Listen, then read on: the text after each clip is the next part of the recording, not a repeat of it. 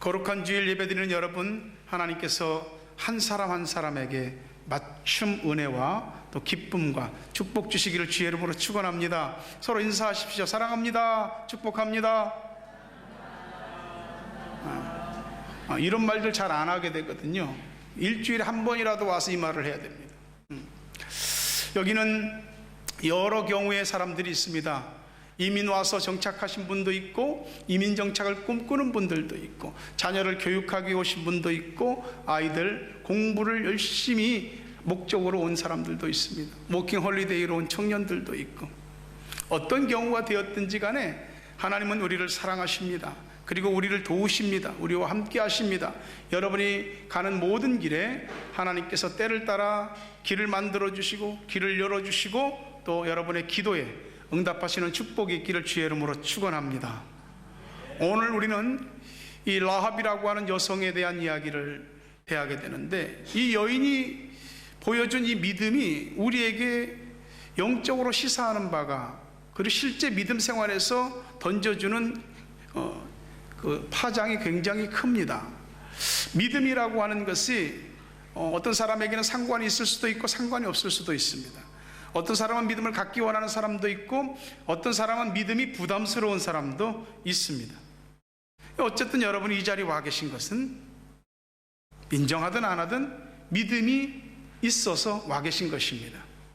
라합에게 임했던 그 은혜로 말미암아 우리에게도 그 은혜가 임하고 믿음이 생겨지게 되기를 간절히 바랍니다. 라합이 원래 믿음이 없던 여인인데 하나님에 대한 얘기를 듣고 믿음을 갖게 됐습니다. 교회와 믿는 사람들에게서 믿음이라는 말을 빼버리면 뭐가 남을까? 우린 그냥 일반 사회적인 집단이 되고, 우리의 모든 모임은 그냥 교제 또는 자기 위안과 만족을 위한 어떤 시간, 그렇게 될 것입니다.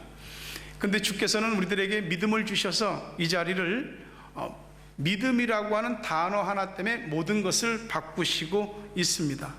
믿음은 뿌리와 같죠. 뿌리만 살아있으면 다 삽니다. 믿음은 우리 속에 생명인 동시에 우리의 성장과 성숙을 다 담고 있습니다. 뿌리가 있으면 싹이 나고 자라고 꽃이 피고 열매를 맺는 것처럼 믿음이 그와 같습니다. 믿음이라고 하는 것은 우리 신앙의 가장 기초인 동시에 최고의 정점이 믿음입니다. 그러니까 믿는 사람은 믿음으로 시작해서 믿음으로 점을 찍게 되는 것이죠. 놀랍지 않습니까? 여러분 마음에 나도 믿음이라는 게 생겼으면 좋겠다, 나도 믿음이 좀 크고 믿음이 깊어지고 믿음의 지경이 넓혀지기를 간절히 원한다, 이런 소망이 생기기를 주의 이름으로 축원합니다. 이 믿음이라고 하는 것이 그럼 어떻게 믿음이 생기느냐? 이건 말씀 들을 때 믿음 생깁니다. 로마서 10장 17절에 믿음은 들음에서 나며 들음은 그리스도의 말씀으로 말미암았느니라. 돈 주고 살 수 있는 것도 아니더라고요. 어디 가서 내가 원한다고 해서 손에 딱 쥐어질 수 있는 것도 아닙니다. 말씀을 통해서 믿음이 생깁니다. 라합은 믿음을 가졌는데 어떻게 가졌냐면 소문에 들은 얘기를 가지고 믿음이 생겼습니다. 무슨 소문을 들었느냐? 이스라엘 백성들이 400년 노예살이하던 애굽에서 탈출하게 됐는데 앞에 홍해가 가로막혀 있다 이 말이야. 근데 그 홍해물을 하나님이 마르게 하셔서 마른 땅을 바다 한가운데를 걷는 일, 그리고 여기 와서도 요단강 건너편에 있는 아모리 두 족속의 강력한 왕 시온과 옥을 멸망시킨 일을 들은 겁니다. 여러분, 소문을 듣고 믿음을 가졌다라고 하는 것이 이건 보통 일이 아닌 것입니다. 사람이 믿음을 가진다고 그러면 자기의 자의적인 판단과 결정으로 믿음을 가지는 것 같지만 실제로 우리 안에서 믿음을 갖게 하고 믿음이 믿음되게 하는 건 성령님이 역사하는 거거든요. 내가 들은 어떤 이야기, 내가 들은 말씀이 내 속에서 움직이기 시작하는 거죠. 믿음은 듣는 것에 달려 있습니다. 처음에는 영적인 감각이 없으니까 믿음에 대한 이해도나 그런 진리에 대한 어떤 우리가 가지고 있는 바탕이 없잖아요. 그러니까 말씀을 들어도 잘 이해가 안 될 수 있습니다. 그런데 교회를 와서 이렇게 말씀을 듣다 보면은 뭔가 마음에 와닿는 게 있습니다. 좀 목사님이 내 소문을, 내 상황을 어떻게 알았는지는 몰라도 그 내 마음이나 내 상황이나 심경이나 이런 것들을 어떻게 정확하게 알고 그런 얘기들을 하는 겁니다. 그 말에 위로가 되고 위안이 되고 평안이 임하고 소망을 갖게 되는 거예요. 그러다 어느 날 하나님의 말씀이 나한테 탁 들리는 겁니다. 귀로 듣는 게 아니고 성경이 말하는 들을 귀가 열리는 겁니다. 그리고 말씀은 보이지 않는 형태로 내게 임하는데 그 말씀이 눈에 보이는 영적인 눈이 열리게 됩니다. 이거 누가 하시냐면은 성령께서 역사하세요. 그러니까 하나님 말씀이 여러분 마음에 와닿는 거 그때 그 가볍게 보시면 안 됩니다. 그 말씀을 붙잡아야 됩니다. 나한테 탁 치고 지나가는 말씀은 결코 내 것이 안 되거든요. 그러니까 처음에는 가장 일반적인 형태로 나한테 말씀이 오는 듯 하다가 어느 날 그 말씀이 내 영혼을 살리는 생명으로, 내 인생을 새롭게 하는 능력의 말씀으로 와닿는 거죠. 그러니 여러분이 뭔가를 깨달았다, 와닿는다 그러면 그 말씀의 끄트머리라도 붙잡아야 됩니다. 수많은 지성인들이 있지만은 기독교인들 가운데도 위대한 지성인들이 있습니다. C.S. 루이스, 20세기 가장 큰 기독교 지성인입니다. 그 쓴 책들이 많이 있는데 그 C.S. 루이스가 쓴 책 가운데 악마의 미소라고 하는 책이 있습니다. 그 책에 어떤 내용을 담고 있냐면은 예수님이 사람의 마음을 네 가지로 비유했잖아요. 말씀이 떨어지는데 길가, 또 돌밭, 가시밭, 또 좋은 땅, 그런 네 가지 마음이 있다고 그랬잖아요. 근데 여기에서 길가 마음의 사람을 아주 탁월하게 설명하고 있습니다. 어느 영국의 노신사가 있는데 일주일에 한 번씩은 꼭 대영 제국의 도서관에 들려서 책을 읽는 겁니다. 습관이죠.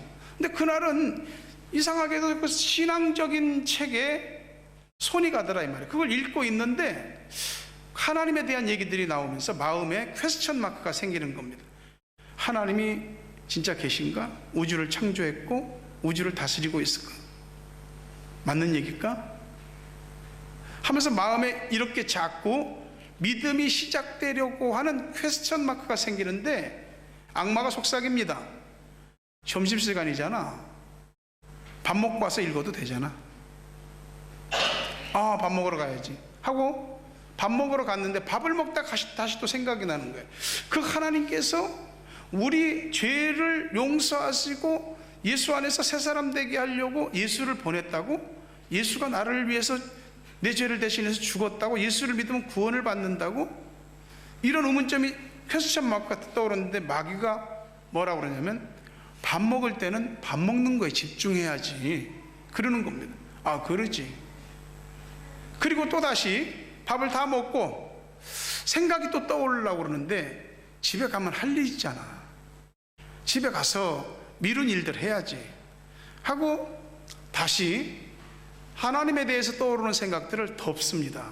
그리고 버스를 타고 버스한테 신문을 읽고 가는데 그날 자기 마음에 일어났던 이런 믿음이 들어갈 수 있는 기회, 이런 것들은 아무런 생각도 없는 겁니다. 그냥 다 끝난 겁니다. 그 노신사가 아무런 생각도 없이 버스를 타고 가는 그 뒤에서 악마가 오늘도 성공했다 하고 미소를 짓고 있더라 이 말이죠. 오늘 우리에게 하나님의 말씀들이 주어지고 있습니다. 여러분도 믿음을 가질 기회들이 여러 번 있었습니다. 지금도 기회가 주어지고 있습니다. 하나님의 말씀이 선포되는 이 자리에 있다는 것, 여러분, 그 은혜고 축복입니다. 하나님의 말씀이 우리 가운데 와닿을 때 믿음의 싹이 발아되기 시작하거든요. 부디 말씀이 여러분 속에 와닿거들랑 그 말씀을 이렇게 탁 튕겨내지 말고 여러분의 마음을 열고 받아들이시기를 바랍니다.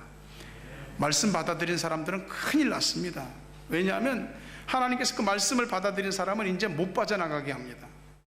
근데 말씀이 나를 이렇게 묶고 사슬로 조이고 억압하는 것 같아도 신기하지요? 나한테 들어온 이 말씀이 나를 말씀대로 생각하고 말씀대로 판단하고 말씀대로 결정하고 말씀대로 행동하게 합니다. 근데 그게 속박이 아니에요. 그게 은혜고 축복입니다. 우리는 본성이 믿음이라고 하는 것과는 그렇게 가까운 사람들이 아닙니다. 말씀을 들어도 마음에 그렇게 와닿을 수 있는 게 아니거든요.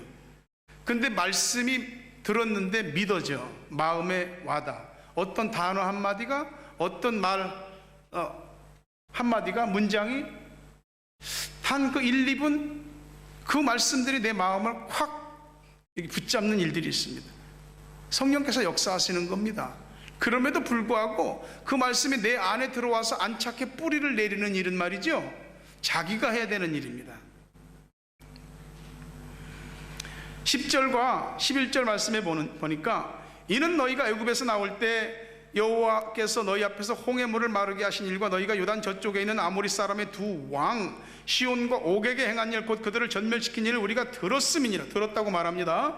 우리가 듣자 곧 마음이 녹았고 너희로 말미암아 사람이 정신을 잃었나니 너희 하나님 여호와는 위로는 하늘에서도 아래로는 땅에서도 하나님이시니라.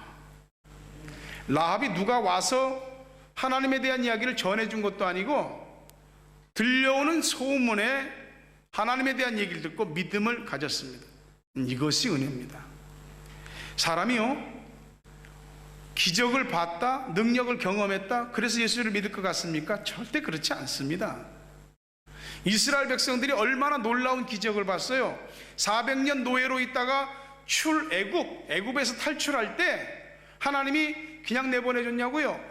애굽의 바로가 그냥 내보내줬냐고요? 10가지 재앙을 내리는데 놀랍게도 이스라엘 백성들이 살고 있는 고센 지역은 재앙이 내리지 않아. 근데 나머지 이집트 전역에는 재앙이 내리는 겁니다. 그거 다 보고 경험했거든. 마지막 10번째 재앙은 집안의 장자의 죽음입니다. 짐승 첫 새끼도 죽이는 겁니다. 근데 하나님께서 말씀하시기를 어린 양을 잡아 그 피를 문인방과 문설주 대문에 바르는 집은 죽음의 천사가 넘어가리라. 그게 유월절이에요. 유월절이 영어로 파스오버, 지나간다는 말이에요. 사람은 말이죠, 모두 죽음이라고 하는 것을 맞이할 수밖에 없습니다. 죽음은 누구도 못 피해. 아무리 자신이 일신상에 괜찮은 모든 스펙이나 능력이나 재물이나 별별 것을 다 가지고 있다 할지라도 죽음은 못 피하는 겁니다. 죽음이 부르면 다 가는 겁니다. 그런데 죽음의 천사가 죽음이 우리를 넘어간다? 이것이 은혜거든요. 그게 어떻게? 말씀을 듣고 우리 안에 생성된 믿음이, 복음을 받아들인 그 사람이 사람에 대해서 죽음이 넘어가는 것입니다. 이스라엘 백성들이 다 봤는데도 믿었나요? 홍해 바다가 갈라진 거 보고 믿었나요? 자기들은 마른 땅을 건넜는데 홍해 바다를 뒤쫓아오던 이집트의 군대는 홍해 바다에 수장됐으며 다 봤어요. 그 믿음을 가졌나요? 아니요. 안 가진 사람들이 허다합니다. 소문만 듣고도, 하나님에 대한 소문만 듣고도 믿음을 가진다? 이게 그 사람이 대단한 사람이기보다는 하나님이 그에게 은혜를 베푸신 것입니다. 듣고 마음이 녹았고 정신을 잃었어. 이것이 복음이 역사하는 것입니다. 여러분들에게도 들려지는 말씀을 통해서 그 말씀이 담고 있는 세상에서 느낄 수 없는 강력한 파워, 구원의 역사, 여러분들도 느끼고 하나님의 나라에 이름을 올리게 되시기를 주의 이름으로 축원합니다. 로마서 10장 13절과 14절 말씀해 보니까 누구든지 주의 이름을 부르는 자는 구원을 받으리라. 그런즉 그들이 믿지 아니하는 일을 어찌 부르리요? 듣지도 못한 일을 어찌 믿으리요? 전파하는 자가 없이 어찌 들으리요? 그랬습니다. 소문 듣고 믿음이 생긴 사람도 있는데 누가 가서 예수를 전한다면 훨씬 더 복음에 접하고 믿음이 생길 수 있는 가능성이 더 높지 않겠습니까? 오늘 여러분들이 예수 그리스도를 믿는 믿음으로 여러분 안에 믿음이 생성됐다면 그 믿음은 여러분에게 생명을 주고 살릴 것입니다. 생명을 가진 사람은 또한 누구에게 생명을 증거하게 되어 있습니다. 복음은 감염성이 있습니다. 사도 바울이 이야기하기를 이 복음은 전염병과 같다고 그랬습니다. 얼마나 그 파급력이 강하고 얼마나 그 영향력이 센지 전염병과 같다 그럽니다. 전염병 걸리면 다 차단시키잖아요. 왜? 그 전염병균, 그 바이러스가 가지고 있는 힘 때문에 그렇습니다. 감기만 걸려도 옆 사람하고 이야기하면 그 감기에 바이러스가 옮깁니다. 인플루엔자가 옮겨지는 거예요. 예수 그리스도의 말씀을 품은 사람들에게 믿음이 생기고 그 사람 속에 그 믿음 때문에 생명이 생기면은 그 사람은 그것에 대해서 인플루엔자를 갖는 것입니다. 그리고 누군가에 대해서 복음의 영향력을 끼치는 사람이 되는 것이죠. 오늘 내가 분명히 확신하는 것을 말한다면은 누가 듣든지 안 듣든지 믿든지 안 믿든지 그건 우리가 상관할 바 아닙니다. 전하면 되는 것이거든요. 누구를 전도해서 교회를 데리고 오는 게 쉽지 않거든요. 근데 누군가를 이렇게 어떻게 해서든지 데리고 왔습니다. 근데 그 사람이 어쩔 수 없어서 그냥 뭐 인사로 교회를 오기는 왔는데 와서 앉아보니 뭐 예배라는 거 드려본 적도 없고 말씀을 드려본 적도 없고 맹숭맹숭할 수 있고 아무런 감동이나 도전도 없을 수 있거든요. 그러니까 어떻게 열심히 애써서 교회에다 데려다 앉혀놨는데 말씀이 하나도 안 들어가. 그래서 그냥 한번 나왔다가 안 나올 수도 있습니다. 실망하지 마십시오. 잘하신 겁니다. 누군가를 교회에 데리고 올 때에 여러분이 데리고 오는 것에 한 가지 더 열심히 해야 될 게 뭐냐면 오늘 그 사람 마음에 딱 맞는 말씀이 들어가게 해주십시오. 그 사람 은혜 받게 해주십시오. 그 사람에게 믿음이 생성될 수 있는 기회를 주십시오. 이렇게 기도를 같이 해주는 것이 굉장히 중요한 것입니다. 어떤 사람은 단 한 번 듣고도 믿은 사람이 있습니다. 예수님께서 십자가에 매달리셨을 때에 양쪽에 강도들이 있었습니다. 두 강도가 예수를 비난하고 욕하고 조롱했죠. 근데 예수님께서 십자가에서 7마디의 말씀을 하는데 그 말씀을 들으면서 한 강도가 확 은혜를 입은 것입니다. 그러면서 욕하는 강도한테 욕하지 마라. 너나 나는 죄를 짓고 죽는 것이 마땅하지만 이분은 죄 없이 우리 죄를 대신해서 죽는 분이 아니냐. 그러면서 누가복음 23장 42절에 보니까 예수여 당신의 나라에 임할 때 나를 기억하소서라고 말합니다. 예수님께서 응답하시지요. 43절에 보면은 예수께서 이르시되 내가 진실로 내게 이르노니 오늘 내가 나와 함께 낙원에 있으리라. 단 한 번 예수님과 함께 십자가에 달려서 있는 그 짧은 시간, 예수님 십자가에 6시간 동안 매달려 있었거든요. 그 짧은 시간 동안에 복음을 듣고 한 번 들은 말씀에 은혜를 입고 구원에 이르는 것입니다. 소경 바디메오가 있잖아요. 평생을 장님으로 살았습니다. 눈 뜨고 싶은데 누가 눈을 뜨게 해주나요? 어떤 사람이 눈을 뜰 수 있는 사람이 누가 있나요? 눈을 뜨게 해줄 수 있는 사람이 누군가요? 없다 이 말이죠. 근데 예수 소문을 들었습니다. 그분은 소경의 눈을 뜨게 하고 귀머거리에 귀를 열게 하고 벙어리에 혀가 풀려 말을 하게 하고 앉은 뱅이를 일어서게 하고 중풍병자를 고치고 죽은 자를 살리기까지 한다더라. 근데 그 예수가 자기가 있는 마을로 오는 거예요. 근데 장님이니까 갈 수가 없는 겁니다. 너무나 마음이 안타까운 거예요. 보이는 게 없으니까 소리를 지르는 겁니다. 다윗의 자손 예수여 나를 불쌍히 여기소서. 다윗의 자손 예수여라는 말은 유대인들이 믿을 때 메시아는 다윗의 자손에서 오거든요. 다시 말하면 예수를 구세주로 믿는 것입니다. 구세주 나의 주님, my savior, my lord, 나를 불쌍히 여겨달라고 소리를 지르는, 주님이 가던 발걸음을 멈추는 거죠. 단 한 번의 만남에 자신의 전 영혼과 전 삶을 걸고 부르짖는 것입니다. 나를 불쌍히 여겨주십시오. 살려주십시오. 주님께서 오셔서 소경 바디메오의 눈을 뜨게 해주지 않습니까?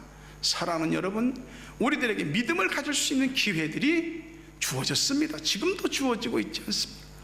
흐릿한 복음을 듣고도, 소문으로 들은 복음을 듣고도, 단 한 번 들은 복음을 듣고도 성령께서 그 사람에게 역사하시면 믿음이 생기는 것입니다. 누가 믿게 될지, 누가 구원을 받게 될지, 누가 천국에 그 이름을 올리게 될지 누가 압니까? 아무도 모르지요. 우리는 전해야 하는 것입니다. 하나님의 말씀이 여러분에게 들리면 여러분의 영혼부터 살아나고, 영혼이 살아나면 믿음에 대한 감각이 생기고, 믿음에 대한 감각이 생기면 이제 믿음으로 생각하고 판단하고 결단하고 행동할 수 있는 데까지 가는 것입니다. 그 말씀이 우리 속에 들어와서 우리 안에 생명을 주고 자라게 하고 성숙하게 하는 겁니다. 마귀가 그걸 못하게 하는 거예요. 말씀이 들어오면 우리의 영혼에서부터 우리의 인격과 육신과 삶이, 우리의 가정이, 우리의 인생이 싹 바뀌어버리니까 그걸 못하게 하는 겁니다. 그래서 수많은 사람들을 어둡게 하는 거 아니겠습니까? 고린도후서 4장 4절에 보면 그 중에 이 세상 신이 믿지 아니하는 자들의 마음을 혼미하게 하여 그리스도의 영광의 복음의 광채가 비치지 못하게 하미니, 그리스도는 하나님의 형상이라. 사람을 혼미하게 하는 거야. 이 복음의 광채가 비치지 못하게 하는 겁니다. 그러니까 어둠 속에 있어도 자기가 어둠 속에 있는지를 모르는 겁니다. 빛이 비치기 전까지는 모르는 것이거든요. 마귀는 계속해서 우리 마음을 혼미하게 하고 어둡게 하고 진리를 분별하지 못하게 하고 진리에게로 나아가지 못하게 하는 겁니다. 그러니 교회에 와서 하나님 말씀을 들을 때 경청하셔야 됩니다. 눈을 집중해야 되고 마음을 집중해야 됩니다. 하나님의 말씀에 대해서 컨센트레이션 하는 것은 너무도 중요한 것입니다. 그 집중력이 하나님의 말씀이 우리 속에, 말씀을 우리 속에 담고 그 말씀이 우리 속에서 움직여서 내면 세계와 내 눈에 보이는 모든 세계까지 변화시키게 되는 겁니다. 교회 한 번 오는 게 그게 보통 일이 아니죠. 그냥 교회 오니까 온다고 절대 그렇지 않습니다. 어떤 사람에게는 주일날 교회 오는 게 당연합니다. 뭐 주일날 교회를 가야지, 예배를 드려야지, 너무나 당연한 건데, 어떤 사람들에게는 한 번 교회 오는 게 너무나도 힘든 것입니다. 쉽지 않은 것이거든요. 이상하게 또 막 믿기 시작해서 교회를 좀 가보려고 하면은 주일날 되면 무슨 일이 생깁니다. 어디서 뭐 연락 와서 만나자고 그러고, 느닷없이 또 한국에서 사람이 오는데 주일날 또 공항에 도착한다네. 또 오면 주일날 또 놀러 가줘야지. 일주일 동안 공부하고 또 일했는데 일요일날은 쉬어줘야지. 또 이 아름다운 뉴질랜드의 자연, 우리가 그냥 보낼 수 있는가? 뉴질랜드의 자연을 예우하는 측면에서라도 주일날 놀러 다녀줘야지. 마귀는 말이죠, 가장 지극히 합당하고 평범한 경로를 통해서 우리에게 예배를 못 드리게 하고 말씀을 못 듣게 하는 겁니다. 다 그만두고 어쨌든 주일 예배 못 드리고 말씀을 못 들으면 그날 마귀한테 진술하시면 100% 맞는 말입니다. 하나님에 대한 영적 감각이 없으니까 전혀 눈치를 못 채고 당하는 거죠. 마귀는 우리가 예배를 못 드리게 하고 우리에게 말씀이 들어오지 못하도록 하기 위해서 당연한 거리들을 제공합니다. 그 거리들의 마음을 뺏기지 마라 이 말이죠. 라합은 바람결에 들려온 하나님에 대한 얘기만 듣고도 믿게 됐습니다. 우리는 적어도 라합보다는 더 생생하잖아요. 라합보다는 더 분명하게 말씀을 듣고, 지금 말씀을 듣고 믿음이 생길 수 있는 기회가 생겼잖아요. 지금 믿음이 안 생기면 언제 생깁니까? 믿음의 기회가 찾아온 거죠. 우리가 우리 속에 믿음이라는 것이 생기기 시작하면 물론 과정은 있죠. 그렇지만 그 믿음이 나를 이끌어가는 그 믿음의 세계에 대해서 점점 더 알아가게 되고 그 믿음의 능력의 세계를 경험하게 되면 누군가에게 전할 수 있게 되는 것입니다. 여러분들에게 부디 하나님의 말씀이 들어오고 말씀에 대해서 반응하고 말씀을 따라서 행할 수 있는 믿음의 사람 되는 역사가 있길 주의 이름으로 축원합니다. 내가 믿으면 그 믿음이 나로 끝나지 않습니다. 한 사람의 믿음은 한 사람이 아니고 가정을 살리고 나라와 민족까지도 살리는 겁니다.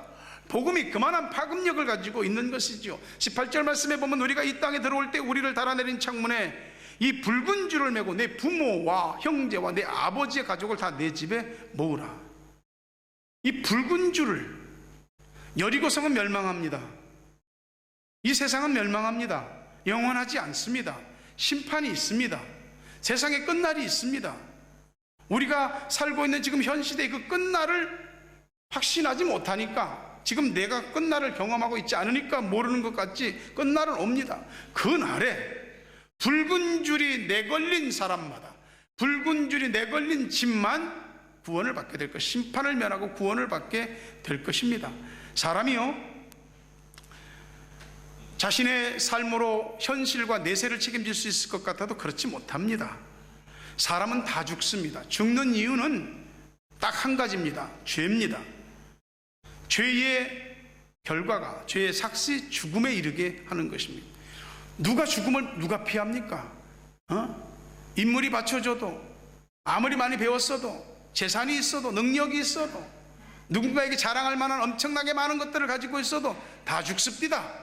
안 죽는 사람 없습니다. 왜 죽어요? 그렇게 많이 알면, 그렇게 많이 배웠으면, 그렇게 능력이 많고, 그렇게 돈이 많고, 그렇게 대단하면 영원히 살아야 할 거 아니요? 왜 죽더라고요? 죄 때문에 그런 것입니다.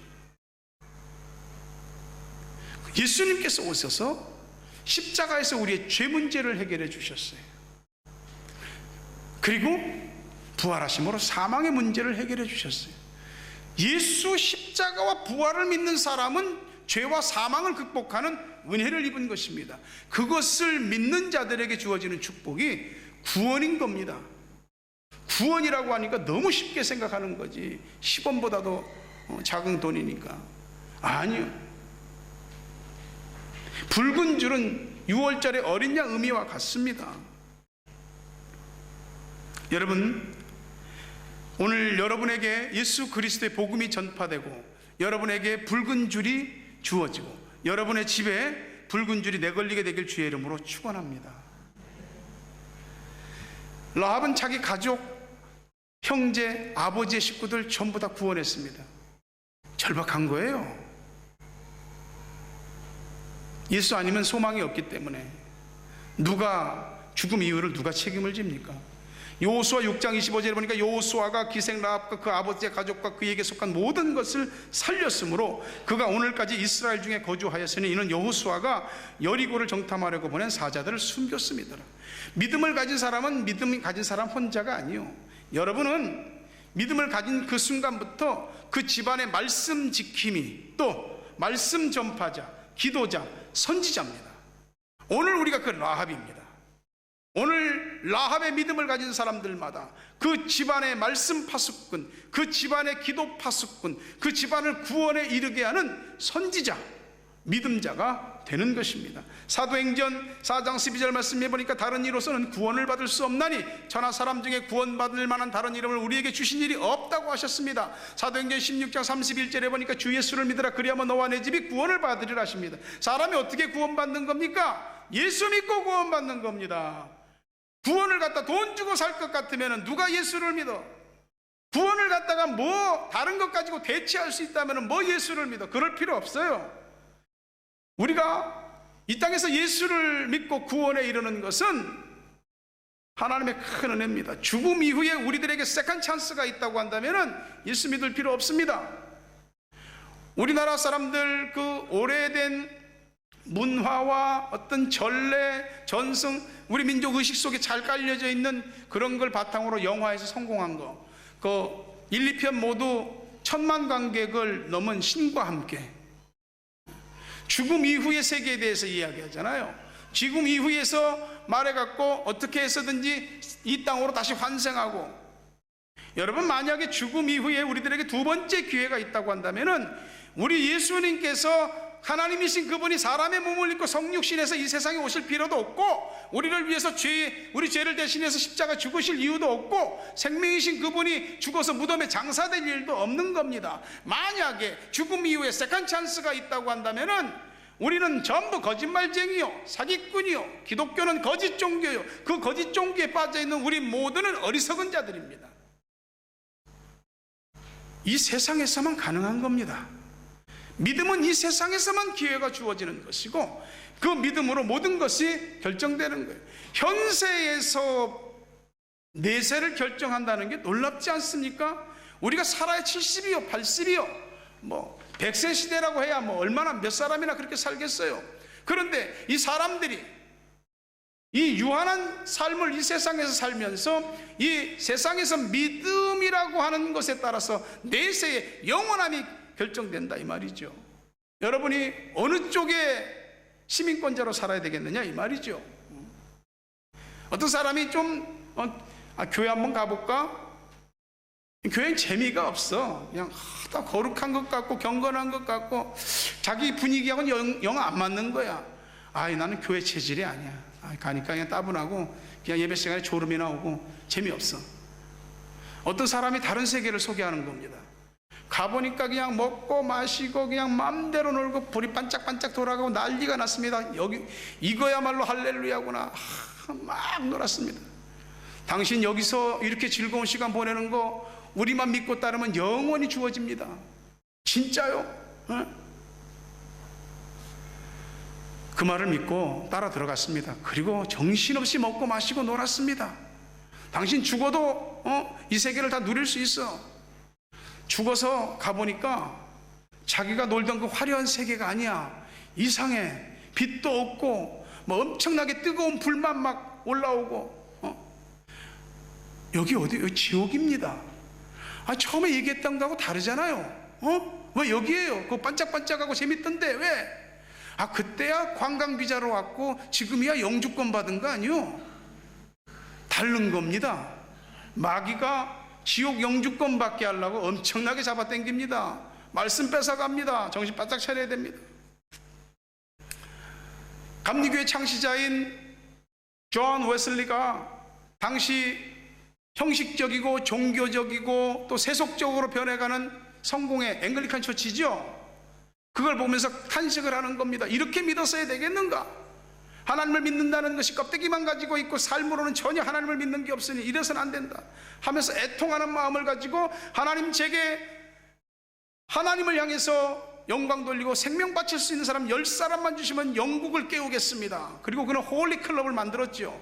그리고 그는 기도했고 전도했고, 놀랍게도 수많은 사람들이 술과 또 도박과 음란과 세속적인 삶들을 버리고 가정으로 돌아가고 교회로 몰려드는 역사가 일어나는 겁니다. 한 사람이 변화되면 가정도 살리고 나라와 민족도 지역사회도 살리게 되는 것입니다. 여러분이 그 사람 되시기를 주의 이름으로 축원합니다. 우리 속에 생명이 있으면 누군가에게 생명을 줄 수 있죠. 생명은 생명으로 살리는 것입니다. 오늘 여러분의 믿음이 관념과 이론이 아닌 행동하는 믿음이 되시기를 바랍니다. 히브리서 11장 31절에 보니까 믿음으로 기생 라합은 정탐꾼을 평안히 영접하였으므로 순종하지 아니한 자와 함께 멸망하지 아니하였도다. 여호수아가 보낸 정탐꾼을 받아들인 것은 여리고를 배신하는 이적 행위입니다. 그는 여리고를 전체 적으로 두고 여리고의 모든 것을 포기하고 믿음을 선택했습니다. 사람들은 갈등 없이 편하게 믿고 싶어 합니다. 솔직히 믿음 갖는 게 부담스럽기도 하고요. 뭐 큰 믿음, 확실하고 분명한 믿음, 이런 믿음 솔직히 부담스러워. 왜냐하면 믿음을 가지면 뭔가를 포기해야 될 것 같거든요. 이게 사실 맞습니다. 내가 가지고 있는 인생 가운데 내 마음이든지 생각이든지 시간이든지 물질이든지 취미든지 소중한 어떤 것이든지 믿음을 가지면서 바꿔야 될 것들이 있거든요. 내려놔야 될 것들이 있거든요. 그게 두려운 거예요.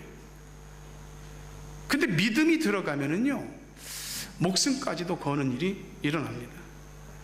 믿음이라고 하는 단어가 어려운 게 아니고 믿음으로 사는 게 어렵기 때문에 믿음이 어려운 것이거든요.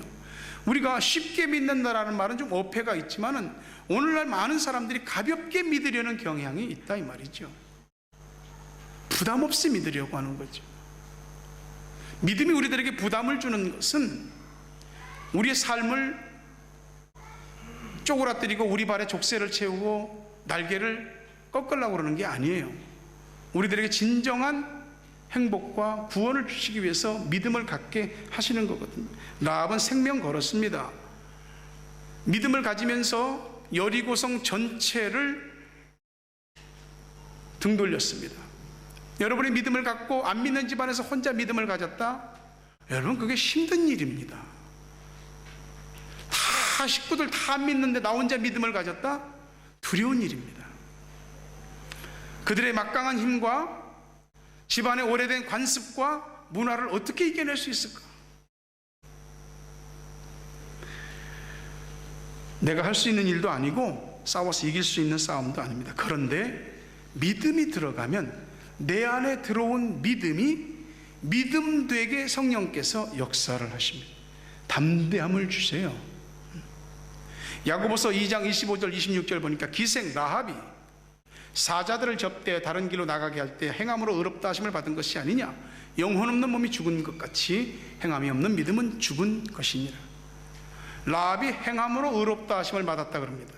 우리가 행함으로 구원받는 행위 구원을 말하는 것이 아닙니다. 우리의 믿음이라고 하는 것은 머릿속 관념 속 믿음이 아니요, 믿음이 행함으로 입증되는 거예요. 라합은 신분이 변화됐어요. 삶도 바뀌었어요. 이 믿음을 통해서. 마태복음 1장은 이렇게 시작합니다. 아브라함과 다윗의 자손 예수 그리스도의 계보라. 유대인들이 가장 중요하게 생각하는 사람이 아브라함과 다윗입니다. 아브라함은 믿음의 조상, 자신들의 조상. 다윗은 이스라엘 역사상 이만한 제국을 이룬 때가 없을 만큼 강력한 나라를 내가 다윗의 때입니다. 그래서 유대인들이 지금도 자이오니즘, 시온주의를 꿈꾸는 게 바로 그것입니다. 근데 이 아브라함과 다윗 말고 다른 계보가 있으니 예수 그리스도의 계보라. 라합이 아브라함과 다윗의 계보, 예수 그리스도의 계보에 족보의 이름이 들어갑니다. 라합이 결혼합니다. 남편이 누구냐면 마태복음 1장 5절에서 6절 보니까 살몬은 연호 아닙니다. 라합에게서 보아스를 낳고, 보아스는 룻에게서 오벳을 낳고, 오벳은 이새를 낳고, 이새는 다윗 왕을 낳으니라. 16절에 보니까 마리아에게서 그리스도라 칭하는 예수가 나시니라.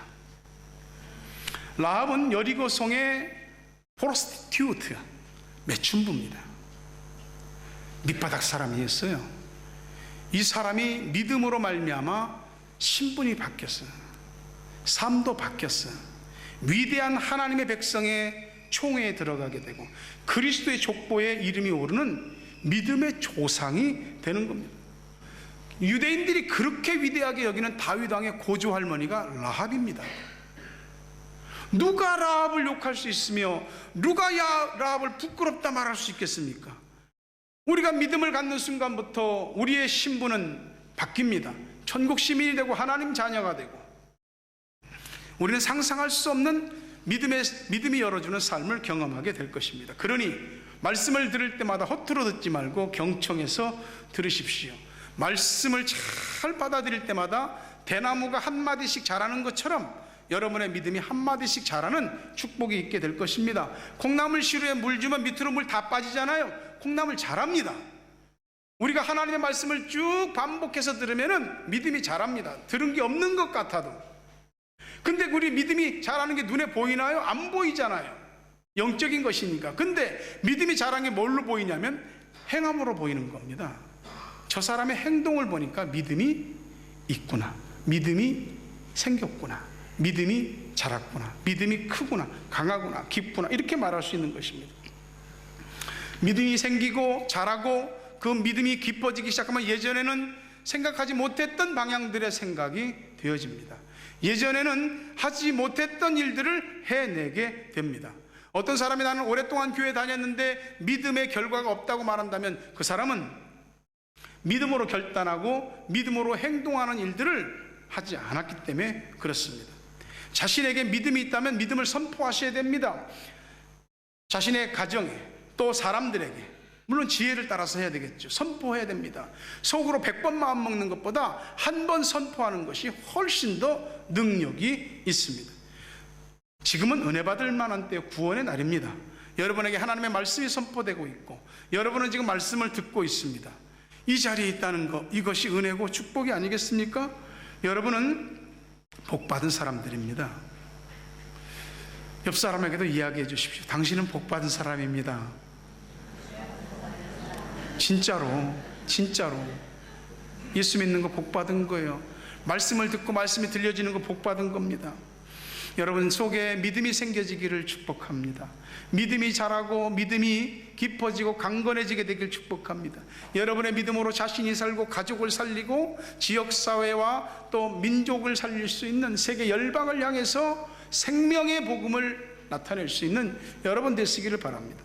라합이 자신의 모든 삶을 밑바닥에서 확 신분 상승이 되었던 것처럼 오늘 말씀을 들은 저와 여러분 모두 라합과 같은 믿음을 소유하시고 또한 하늘나라 하나님 나라의 족보, 거기에 여러분의 이름을 올리는, 그리고 가족들의 이름들도 올리는, 여러분이 만나는 사람들의 이름을 올리는 그런 믿음의 사람들 되시기를 주의 이름으로 축원합니다.